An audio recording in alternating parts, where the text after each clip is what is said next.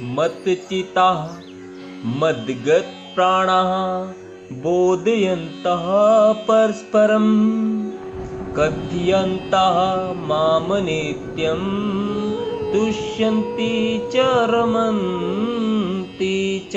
भगवान श्री कृष्ण अर्जुन को कहते हैं कि हे अर्जुन, मेरे शुद्ध भक्तों के विचार मुझ में वास करते हैं। उनके जीवन मेरी सेवा में अर्पित रहते हैं और वे एक दूसरे को ज्ञान प्रदान करते और मेरे विषय में बातें करते हुए परम संतोष तथा आनंद का अनुभव करते हैं। तात्पर्य जानेंगे। यहाँ जिन शुद्ध भक्तों के लक्षणों का उल्लेख हुआ है वे निरंतर भगवान की दिव्य प्रेमा भक्ति में रमे रहते हैं। उनके मन कृष्ण के चरण कमलों से हटते नहीं।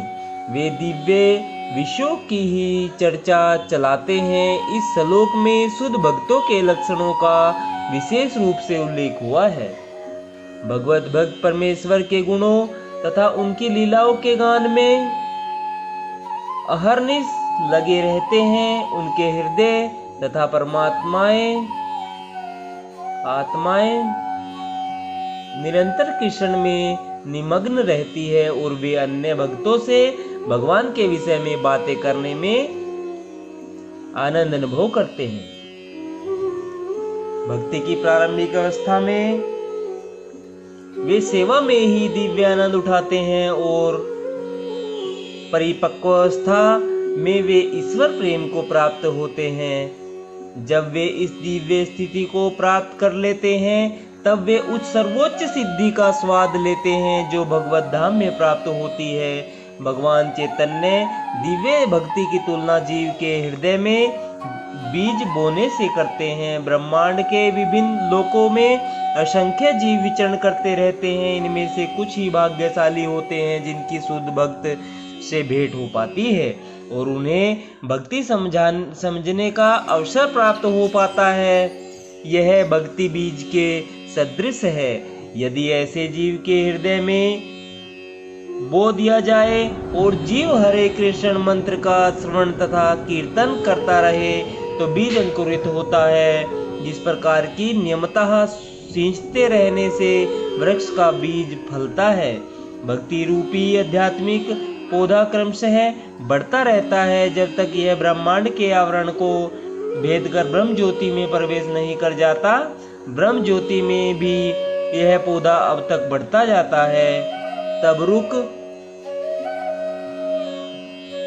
तब तक उस उच्चतम लोक को नहीं प्राप्त कर लेता जिसे गोलोक वृंदावन या कृष्ण का परम धाम कहते हैं। अंतगोत्वा यह पौधा भगवान के चरण कमलों की शरण प्राप्त कर वहीं विश्राम पाता है। जिस प्रकार पौधे में क्रम से फूल तथा फल आते हैं उसी प्रकार भक्ति रूपी पौधे में भी फल आते हैं और कीर्तन तथा श्रवण के रूप में उसका सिंचन चलता रहता है। चैतन्य चरितामृत में भक्ति रूपी पौधे का विस्तार से वर्णन हुआ है। यहाँ वह यह बताते हैं कि जब पूर्ण पौधा भगवान के चरण कमलों की शरण ग्रहण कर लेता है तो मनुष्य पूर्णतः भगवत प्रेम में लीन हो जाता है। तब वह एक क्षण भी परमेश्वर के बिना नहीं रह पाता। जिस प्रकार की मछली जल के बिना नहीं रह सकती, ऐसी अवस्था में भक्त वास्तव में परमेश्वर के संसर्ग से दिव्य गुण प्राप्त कर लेता है। श्रीमद् भागवत में भी भगवान तथा उनके भक्तों के संबंध में ऐसी अनेक कथाएं हैं, इसलिए श्रीमद् भागवत भक्तों को अत्यंत प्रिय है। जैसा कि भागवत में ही कहा गया है, श्रीमद् भागवतम पुराणम अमलम यदिष्णवानाम प्रियम। ऐसी कथा में भौतिक कार्यों, आर्थिक विकास, इंद्रिय तृप्ति या मोक्ष के विषय में कुछ भी नहीं है।